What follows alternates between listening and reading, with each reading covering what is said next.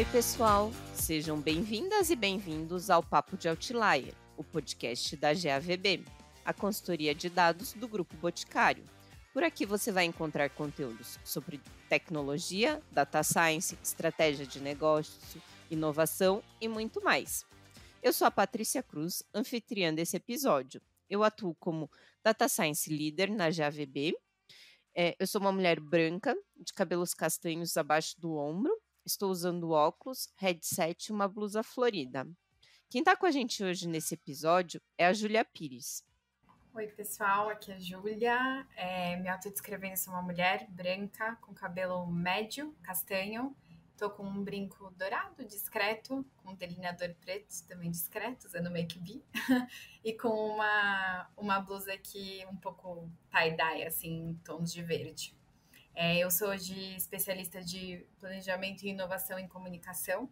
Então, hoje acho que vai ser super importante para falar, porque diariamente estou aqui pensando um pouco de como essas novas tecnologias influenciam e estão ali na vida do consumidor. Quem está com a gente também nesse bate-papo é o Otávio Santana. Oi, gente, me autodescrevendo, né? Então, sou um homem branco, cabelo curto, uso óculos de grau, tô com uma barba a fazer e estou usando aqui uma camisa regata de cor cinza. Sou cientista de dados aqui na GAVB, atuo principalmente em projetos ali que envolvem dados não estruturados, imagens, texto, áudio, né? E o que também inclui aí a IA generativa, que é o tema do nosso episódio de hoje. E para fechar o time aqui desse episódio, temos o Cássio Alcântara. Salve, pessoal! Sou o Cássio aqui. Eu estou na cadeira hoje de Expert Data Science no Boticário. Me audiodescrevendo, eu sou homem branco, cabelo preto e barba preta, com aqueles fiozinhos brancos já mostrando a idade um pouquinho avançada. E eu estou usando cinza hoje aqui, que geralmente é o que eu estou usando. Satisfação estar aqui para falar com vocês sobre esse tema que acabou virando parte do nosso dia a dia aqui. Antes de iniciar o nosso papo aqui sobre a IA generativa, vou falar um pouquinho da GAVB, que é a empresa que está produzindo esse podcast. Ela é uma empresa referência nacional em tecnologia e inovação que transforma dados em oportunidades de crescimento para as empresas. Depois desse episódio, aproveite para saber mais sobre as soluções que a GAVB oferece no gavb.com.br. Mas fique atento que as nossas redes sociais estão na descrição desse episódio. Se você está ouvindo a gente pelo seu streamer favorito, já siga o Papo de Outlier para não perder os próximos episódios. Tem muita coisa boa vindo aí pela frente. Agora vamos falar da IA generativa. Eu queria saber, assim, como vocês tiveram o primeiro contato com a IA e aonde vocês já utilizaram? Que diferentes meios vocês já aplicaram a IA generativa? Primeira vez que eu vi, né, trabalhando com comunicação, foi no Instagram, com aquele boom de avatares sendo feitos, né, com IA, e as pessoas falando sobre, começando a testar e não sabendo o que era, mas, enfim, viralizando, como muita coisa nas redes sociais. E aí começou, obviamente, um interesse do lado, né, de marketing, de como a gente olha para isso, né, isso alavanca a criatividade, mas como são essas ferramentas, e para além da ferramenta, né, acho que esse foi o passo 1 quando trouxe para dentro do Grupo Boticário. E é muito hoje da interlocução, que é a nossa área ali como uma parte de consumer, né, de relação com o consumidor, tem também que andar muito junto com tecnologia, para entender o além da ferramenta, né? Existem, e obviamente a gente fala, é ChatGPT, é Midjourney, é dali, mas é mais sobre a ferramenta que é entender o por trás. E acho que isso é o que mais chamou a atenção e vem chamando a atenção de todo mundo por aqui, porque acho que mais do que uma revolução da tecnologia em si, tem uma revolução na criação, no modus operandi de criação. E isso é muito do que a gente vem trocando e trazendo, né, esse lado do como a gente mescla, né? E eu acho que a gente vai passar aqui nos próximos meses por uma mudança que ela é gradual. A gente até brinca, né? Quando a gente fala de grandes ondas da internet, a gente tem que lembrar de movimentos grandes que aconteceram, né? Quando a gente tinha eletricidade e vapor, tinha uma série de coisas rodando a vapor, né? E aí, na eletricidade, nem todo mundo já tinha nascido com um espaço para tomada. Então, as tomadas vão ser feitas. A gente vai fazer o plug, né? Mas eu acho que o que a gente mais cultivou aqui foi conversa sobre, né? Então, começar o ano, primeira coisa, gente precisa estudar sobre isso. Porque não adianta a gente se limitar a uma plataforma, mas também o meu lado aqui, comunicação de como a gente também pode usar isso criativamente e, obviamente, expor, né, novas coisas para o consumidor, mas sempre com olhares muito claros de qual é o direito ético, qual é o direito autoral disso, qual que é o lado ético, como eu estou olhando o consumidor. Então, acho que a grande provocação que a gente traz no dia a dia de comunicação tem muita ferramenta, nasce 60 ferramentas por dia, então, para a gente olhar para além da ferramenta, e aí acho que hoje um bom ponto para a gente falar é mais sobre essa mudança estrutural no modo de criação, principalmente aqui no meu dia a dia. Aqui do meu lado, poxa, eu acho que o meu primeiro contato com a IA generativa, eu não sabia que era IA generativa. Eu tava pensando aqui enquanto a Júlia estava falando, eu acho que o meu primeiro contato foi na faculdade com cadeias de Markov. Então, poxa, a estatística... É porque se a gente for parar para pensar, IA generativa não é novo. Né? É lógico que o boom é agora, né? Principalmente por causa do ChatGPT, mas não é um tema novo. Poxa, acho que já deve ter mais de 50 anos que o pessoal das áreas ali, computação, matemática e estatística, está querendo criar modos ali de criar dados a partir de dados, tá? Então, eu chutei estatística, mas se brincar até antes, alguma coisa eu tinha lido ali e não tinha o nome IA generativa. Então, o nome IA generativa, sim, é um nome novo. Mas as técnicas por trás, elas são técnicas que têm avançado no decorrer dos anos e vem se evoluindo até hoje, né? Para ficar mais rápido, enfim. O que é a grande diferença no passado com hoje é a capacidade de máquina. Então, hoje a gente consegue processar muito mais dados e criar modelos muito mais robustos do que antigamente. Essa é a grande diferença. Mas as técnicas, elas vêm sendo evoluídas há anos. Então, eu acho que o meu primeiro contato foi em cadeia de Markov, tá? Agora, projeto, Paty, nossa, você me fez uma pergunta difícil, porque realmente aqui eu vou até passar pro Otávio, vou aproveitar para chamar o Otávio por aqui, que talvez meu primeiro projeto tenha sido com ele, eu não lembro. Desculpa, Otávio. Então, eu vou passar essa bola para ele lembrar o projeto aí. Sim, meu primeiro contato ali, né, acho que eu tenho muito um viés mais acadêmico, então eu costumo muito ler artigos voltados ali também na área de ciência de dados, com até um foco maior ali em Deep Learning. O primeiro contato foi quando eu li o artigo referente a GANs, né, traduzindo ali seria redes generativas adversárias, né, só para contextualizar os ouvintes, né, são dois modelos, né, um modelo de redes neurais, né, um que a gente chama de rede geradora e outro que é uma rede discriminadora, né? E elas competem entre si, né, no processo de treinamento adversarial, né? Então, a rede geradora, ela tenta criar esses dados sintéticos, né, para que elas se pareçam com os dados de treinamento, né? Enquanto a rede discriminadora vai dizer se aquele dado é real ou fake, né? E aí, com o processo ali de interação, a rede geradora vai aprendendo a gerar mais próximo desses dados de treinamento, né? Então, foi o primeiro contato que eu tive ali quando eu aprendi a usar esse tipo de modelo, né, que é a base, né, da IA generativa. Hoje a gente tem esse boom, né, usando IA generativa porque a gente agora é mais fácil para o usuário final, né, utilizar esse tipo de modelo, porque incluiu ali, né, também esses modelos de Large Language Model, né? Então você tem você agora insere um prompt. Antes, no início com as GANs, você gerava um vetor aleatório como input, para daí ele vai sair uma imagem de um cachorro, de um gato, né? Hoje não, hoje você dá um comando de texto e ele gera ali já para você a imagem que você, dado o que você pediu ali nesse prompt. Em projetos, né, acho que o primeiro projeto que a gente atuou, né, que a gente não falou que era IA generativa, porque não era o foco, né, que foi, a ideia por trás era justamente criar logotipos de marcas, né, e a ideia era justamente classificar se o logotipo, se era real ou se era um plágio, né. Então a gente gerou ali um autoencode, né, que no final o autoencode você consegue depois deixar o modelo mais robusto do ponto de vista de criar novas imagens de logotipos. E esse foi o primeiro contato ali da JVB usando IA generativa, né?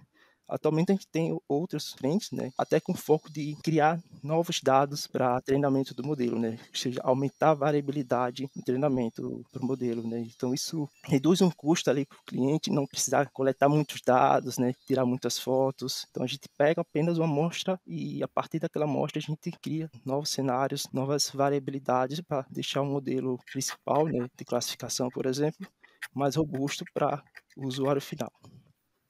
Eu estou aqui lembrando do Otávio falando, eu lembrei desse projeto aqui. A gente não tinha muita imagem para treinar.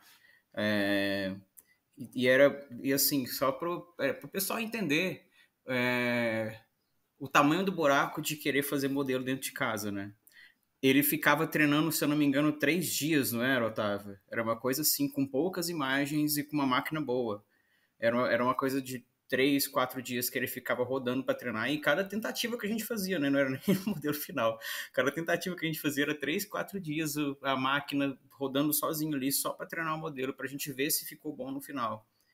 Então, não é tranquilo fazer esse tipo de modelo dentro de casa, além de ter que saber o que está fazendo, né? Em questão técnica, ainda tem um investimento que eu hoje vejo como um investimento, de certo modo, até de risco, de criar o modelo, porque você vai pagar a máquina, que não é barato, e ao final o modelo ele pode não ficar agradável e você tem que pagar de novo, enfim, é uma decisão complicada. Então hoje o que acaba que as empresas têm feito é utilizar o que tem gente que chama de os checkpoints, né? Que é um modelo que ele já existe no mercado aí, e aí eu estou falando de modelo open source ou não, e só atualizar ele. Eu vou usar o termo atualizar ele aqui para o seu cenário. Então, isso tem sido muito feito. É mais barato, é mais leve e menos risco. Mas é claro que existem situações que a gente não tem escolha e precisa sim criar um modelo do zero. Mas é legal por causa de, assim, esse hype que anda rolando por causa da técnica como um todo, tem que tomar muito esse cuidado para decidir qual é o melhor caminho, né? Qual é o melhor caminho para usar a tecnologia como tudo isso. Acho que vale para qualquer tecnologia. No final das contas, o que eu estou fazendo aqui é chovendo no molhado. Isso vale para qualquer tecnologia.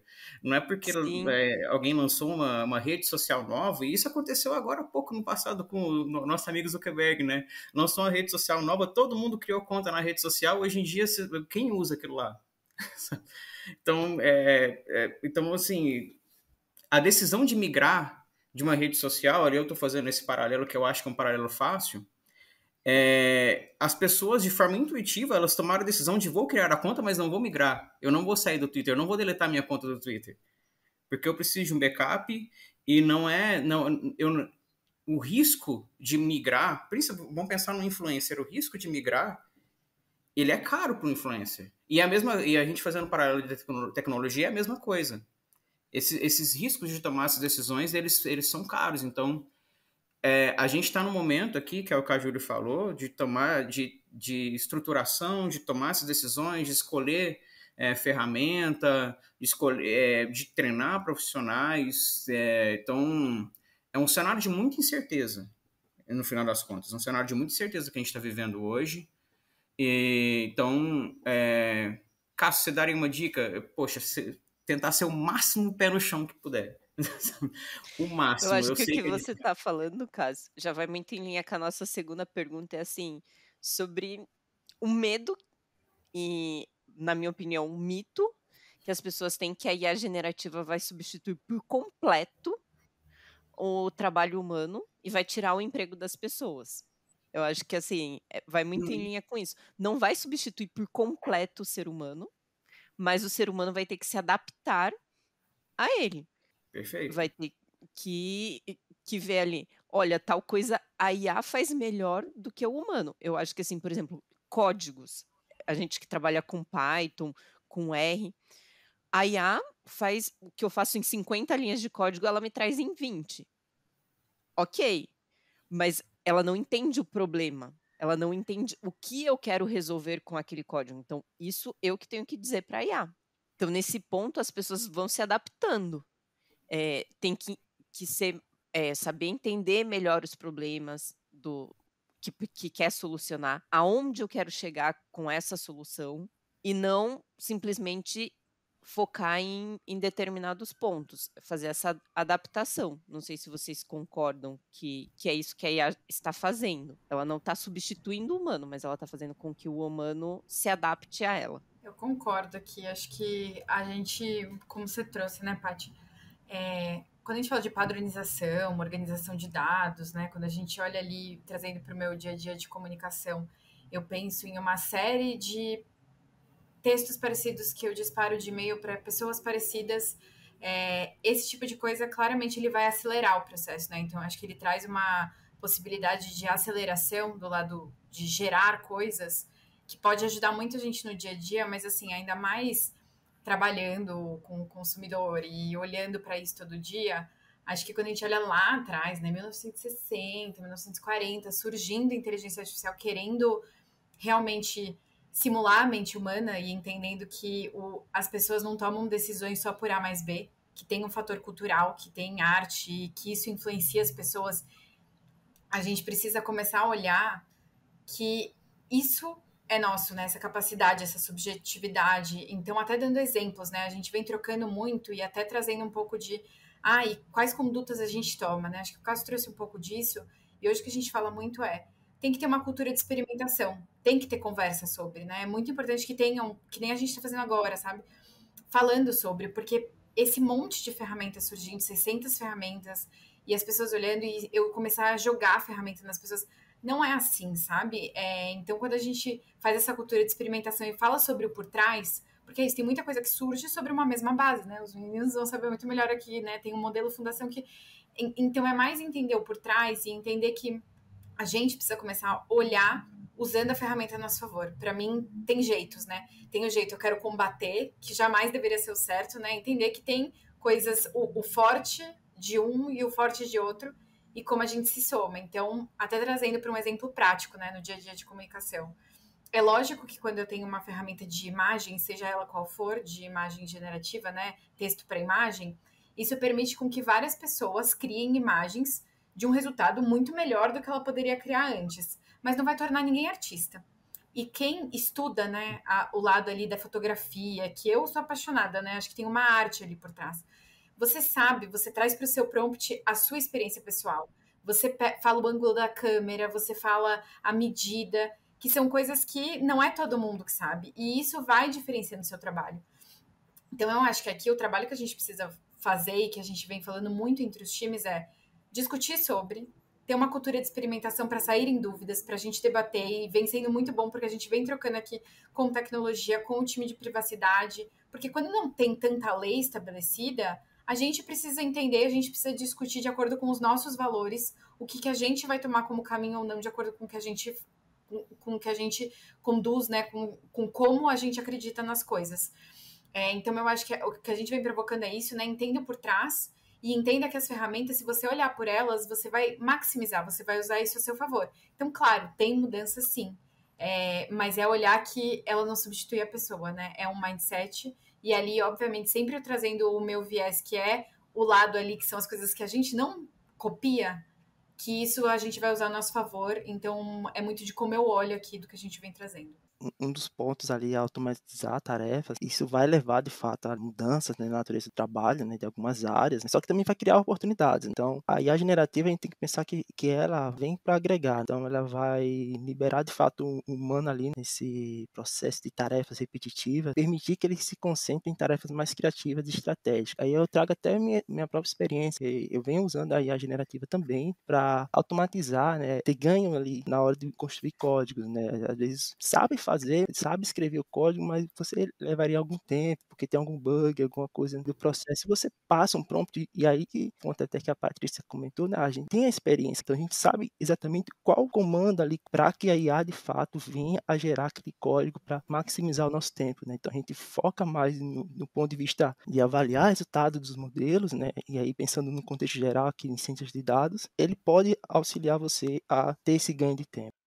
Eu acho que as pessoas focam mais agora, assim, no negócio, no que eu quero solucionar, aonde eu quero chegar, do que na parte de código em si, como eu chego lá. As pessoas focam muito mais no problema do que no meio ali, no como. Um ponto bem relevante também da gente pensar, mas isso também daria um papo de outlier inteirinho, é sobre a ética na utilização da IA generativa, porque não é simplesmente sair usando os dados de qualquer forma, colocando em qualquer plataforma, sem tomar cuidado nenhum. A gente tem que pensar que a gente está tratando informações sensíveis ali e que elas devem ter um cuidado na hora de ser tratadas. Mas isso é um papo para um outro episódio, então você que quer saber mais sobre esse assunto, já fica atento aí, ativa o sininho para o próximo episódio. A gente está falando assim, no final das contas, eu vou tentar criar uma linha de raciocínio aqui, vamos ver se eu consigo no final, tá? Juro que eu vou tentar. Mas é porque, primeira coisa, eu não gosto desse pensamento que tem sido criado assim, eu lembro que desde a época que eu estava no meu ensino médio, os professores, eles ficavam com essa nuvem negra em cima da gente de, toma cuidado com a profissão que você vai escolher, porque ela vai ser extinta daqui a 5 anos. Então, isso não é novo, tá? Isso, eu acho que, inclusive, a gente consegue estender lá para trás, igual a Júlia falou, poxa, da mudança para energia elétrica, com certeza tinha o medo do pessoal, cara, meu emprego vai sumir. Então, isso não é uma coisa nova, tá? Esse medo. Só que, por que eu não gosto? Porque a gente vê muita coisa acontecendo, principalmente na internet, para aproveitar desse hype e ganhar cliques. A verdade é essa. Eu vou dar um exemplo. Há um tempo atrás, e eu digo esse ano, mas eu não consigo falar quanto tempo, talvez uns 4 meses atrás, uma revista que é relativamente importante aqui no Brasil lançou a matéria das principais profissões que vão sumir por causa de IA generativa. Eu abri essa matéria por curiosidade e lá estava a profissão matemático. Eu não conheço uma pessoa que tem carteira assinada matemático. Eu sou formado em matemática. Eu nunca tive na minha carteira de trabalho assinado matemático. Então, é muito fácil você pegar profissões que elas já não existem hoje ou que elas já estão sumindo e falar elas vão sumir daqui a 50 anos. É óbvio que ela vai sumir, ela já não existe. Então, o que é o meu problema com isso? Essas pessoas que elas fazem esse tipo que levantam esse tipo de questionamento para fazer medo, para vender curso no final das contas, o erro para elas é muito barato. Ninguém vai cobrar eles daqui a 10 anos, a profissão que você falou que ia sumir ali é o contador, ele não sumiu não, tá aqui ainda o contador, ela só se transformou e agora ela usa a generativa para fazer o trabalho dela ser mais produtivo. Ninguém vai cobrar essa pessoa. Então, esse movimento, ele é comum. De assim, poxa, as tecnologias elas surgem com o tempo para fazer com que, isso é o normal da indústria, fazer com que os trabalhos repetitivos e os trabalhos que são possíveis de automatizar, eles sejam automatizados e que as pessoas elas passem o profissional ele passa a ter que tomar decisões, ele passa a ter que entender mais o negócio, fazer perguntas certas. E aí é o caso do GPT que a Júlia ela colocou aqui, e eu tive essa experiência, achei muito legal, que, poxa, eu fui tentar usar o Midjourney para criar fotos realistas, eu fiz uma pesquisa por trás ali e eu falei, cara, eu não consigo, porque não é uma coisa que qualquer um consegue fazer. Para criar uma boa foto ali que alguém vai olhar e falar, cara, isso aqui tem qualidade. Não é qualquer um que faz, porque você tem que ter um conhecimento prévio da área de fotografia que eu não tenho. Então, é assim que eu vejo se transformando. É uma ferramenta que, é lógico, assim, eu não vou ser hipócrita de falar que existem sim funções que elas assumirão, mas eu acho que hoje, se a gente for olhar os projetos que a gente está até estruturando aqui dentro de casa, e eu também tenho um contato com a indústria como um todo, são coisas que hoje a gente nem toca.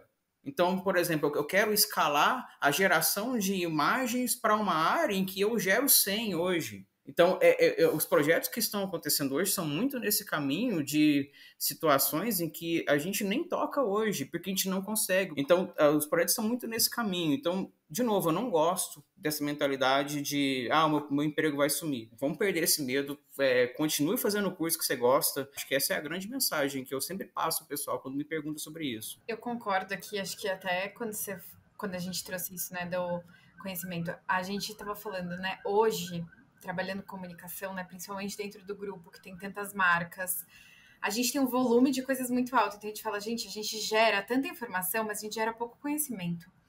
Então, quando eu vou chegar ali, e aí, de novo, venho fazer as perguntas certas, se eu consigo, né, pegar toda uma base que eu vou colocando ali dentro, né, de todos os reportes que são feitos, mas eles acabam numa grande pasta do Drive, porque eles nunca são acessados, né? Você vai parar, você tá ali, você tem 30 minutos para fazer uma coisa no dia a dia, você não vai abrir 60 materiais com 20 páginas cada. Mas aí fazer as perguntas certas que você precisa, né? O que você quer extrair daquilo? Então, isso é importante. E aí, aqui, isso da carta de trabalho, né, que o Cássio falou, foi muito bacana. A gente estava em um evento que era isso, né? Era de lá atrás, uma mulher que se chamava Maria, e ela assinava a internet na carta de trabalho dela, há muito tempo atrás. E é isso, assim, em um momento da vida, internet já foi uma profissão. E a Maria não perdeu o emprego, mudou o nome dela dentro da carta de emprego, da carta de trabalho dela, né? Então, acho que isso vai acontecer. E aí, o que eu acho importante para esse caminho? Que tenha capacitação também para isso, porque como o Otávio falou, novas oportunidades vão surgir. Então, como a gente dá esse embasamento, como tem realmente discussões de qualidade sobre o tema, de forma mais massiva, para que as pessoas entendam e tirem esse momento do medo. Acho que como o Cássio falou, quando você faz o que você gosta e se empenha, você vai ter um espaço, né? Porque você vai ter força de vontade ali para aprender, porque são novas lentes entrando. Eu acho que você enxerga uma mesma coisa, mas tem novas lentes dentro dessa realidade. Eu acho que isso que é importante. Ao mesmo tempo que eu acho que a discussão ela é primordial, porque a gente sabe que existe, né, ali quando a gente fala Vale do Silício, etc., tem um grande pensamento, né, que ele é ditado ali e que tem grandes pessoas pensando com um perfil similar. Então, o que eu acho a gente tem que parar para pensar nos caminhos que as coisas estão tomando também, né, e nos caminhos que a gente quer que as coisas tomem. Por exemplo, agora essa avatarização de você conseguir falar com um avatar em vida real, e aí a generativa, né, óbvio, quando a gente fala sobre um avatar que fala, tem 1 milhão de ferramentas e tecnologias ali dentro. Mas já a generativa, por que a gente está humanizando tanto as máquinas? Por que a gente quer isso, sabe? Então, acho que vários momentos a gente fala, é normal na vida de comunicação falar, será que a gente não deveria criar um avatar para uma marca ou outra? É meu dia a dia, assim, ouvir esses pedidos. E aí o que eu provoco as pessoas por quê? Porque, assim, o avatar, ele é uma forma de responder a uma dor. É uma dor de eu me relacionar em escala, com mais pessoas. Mas tem várias formas, né? Então, acho que é olhar para a tecnologia. Qual que é a minha dor? A minha dor tem várias formas de ser resolvida. Por que essa é a melhor, né? Então, não sair lá no movimento Barbieheimer, assim, né? Na caixinha, na caixinha, na caixinha. O que eu posso fazer aqui, né? Não é só um caminho que existe, sempre. Então, provoque, sabe? Porque nem sempre todo mundo precisa seguir numa manada. Mas acontece se a gente fecha os olhos para isso. Acontece e está acontecendo, né? Está acontecendo. Assim, se a gente não segura muita gente aí, o pessoal realmente surgiu uma tecnologia nova, começa, eu tenho que fazer também. É quase uma guerra fria tecnológica que a gente está vivendo hoje em dia, né? É assim, gente, por que você quer usar isso? Faz sentido para sua demanda estar utilizando isso ou não? Eu acho que vai muito por esse caminho. O nosso papel aqui é muito mais assim, pensar estrategicamente. Faz sentido para determinado negócio a utilização ou não? Não é só porque está na moda que tem que ser utilizado por todo mundo. E eu achei legal, assim, essa fala sua, que eu estava conversando com os diretores aqui, na verdade, um dos vice-presidentes aqui do grupo, e exatamente de mapeamento aqui de demandas e tal. O que você quer fazer aqui a generativa? E ele me falou assim, Cássio, se a gente for colocar no papel mesmo tudo que a gente quer fazer aqui de dados, eu acho que 80% não é IA generativa, talvez mais. As pessoas acham que é IA generativa que vai resolver. Mas existe uma carência no mercado como um todo, tá? De demandas de IA que elas ainda estão... Eu não vou nem falar no forno, elas estão tá descansando a massa ali, sabe? E o pessoal, tem gente querendo pular 5 etapas e já ir direto para generativas. Então, assim, eu achei muito legal a fala dele. Quando a gente vai mapear, ainda tem muita coisa para fazer, ainda tem muito mato para capinar. É lógico que às vezes é legal sim pular etapa. Às vezes, poxa, aquilo ali que eu estava planejando fazer com IA normal, etc., se eu fazer com IA generativa, no final do dia vai ser melhor. O problema é que essa decisão, ela é uma decisão difícil. Ela não é fácil. E é uma decisão que às vezes eu nem gosto de tomar ela, porque às vezes ela é até de risco também. E acho que quando tem uma tecnologia que ela tá ali, né, nesse caso que a gente fala, né, ela tá no pico das expectativas e entender, é o que a gente fala, até no meu dia a dia, não sendo hipócrita, em comunicação, muitas vezes o pioneirismo também é importante, né, em certas formas, quando você tá falando de marcas como o Boticário, né, marcas que são tão massivas e que têm um papel, às vezes, de muitas vezes promover conversas, e eu acho que isso tem um papel social também. Mas é você saber como a tecnologia pode ser usada naquele momento. Não adianta você esperar, né, você pegar e já querer uma ferramenta lá na frente. Ah, não, mas lá na frente eu quero uma recomendação personalizada de XYZ forma. E aí eu vou fazer um projeto para isso agora. Não vai dar certo, porque a tecnologia não vai chegar lá, né, no step que ela tá. Então, para mim, isso não é que ninguém pode testar no curto prazo. A gente deve testar, porque eu acho que com testes a gente aprende. A gente viveu isso em comunicação em um projeto que a gente fez em Boticário no início desse ano. Mas você precisa saber até onde a tecnologia está indo naquele momento, para que você não se frustre. Porque a gente se frustra em alguns momentos com tecnologia, porque é isso. A tecnologia é linda até que ela não funciona, né? Por alguns motivos, né? É um desencadear, que às vezes tem um elemento ali que não está pronto, e quando ele vem, né? Eu lembro quando o Skype, quando começou a falar, nossa, o conceito do Skype era incrível, só que não tinha velocidade de rede, então as pessoas falavam, travava todo mundo, gente, isso é uma grande piada. Aí quando tem velocidade de rede, pum, o negócio dá um clique. Então, assim, vamos testar enquanto o clique não existiu, porque você já pode aprender de coisas e até tá mais preparado quando o clique existir, mas saber que o clique ainda não tá aqui, para depois não se frustrar e falar, mas gente, mas por que esse projeto eu fiz? Assim, eu estava mirando naquilo e fala que a tecnologia é capaz disso, então por que eu não consegui? Sabe? Então, acho que é importante essas reflexões no dia a dia.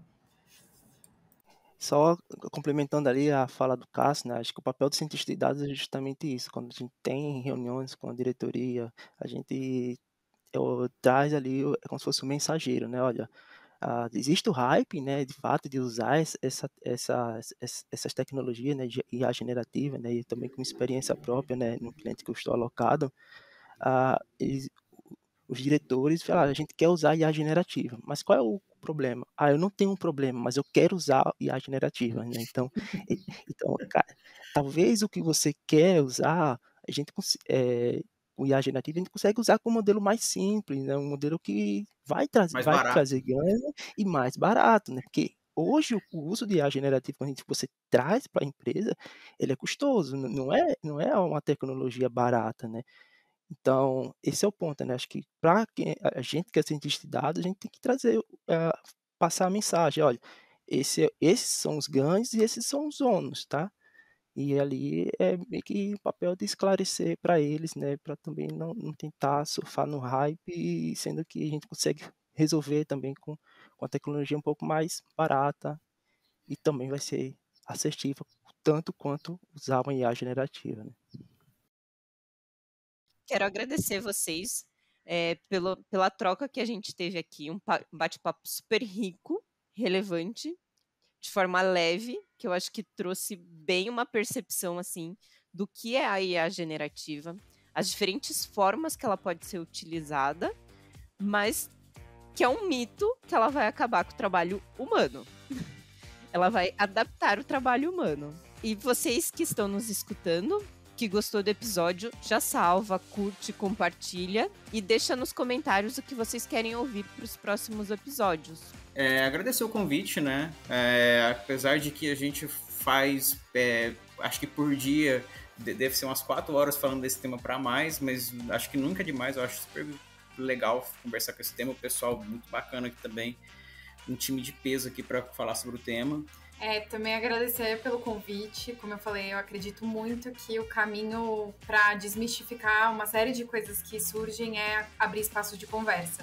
Então, acho que isso tem que ter um papel muito importante. Então, realmente, vamos conversar, vamos falar sobre, vamos desconfiar. E realmente, quando desconfia, troca com o outro, que é assim que a gente vai melhorando as discussões sobre o tema, a qualidade das discussões sobre o tema. Eu gostaria de agradecer o convite, né? Obrigado aí, Patrícia. Obrigado aí também, Cássio e Júlia, pelo bate-papo. Foi bem produtivo.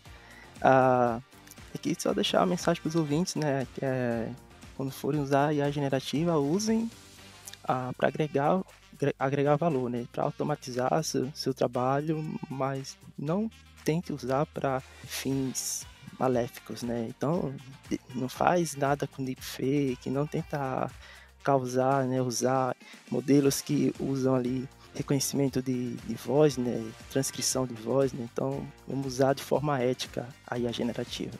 Muito bom, gente. Então, esse foi mais um episódio do podcast Papo de Outlier. Brigadão, até a próxima.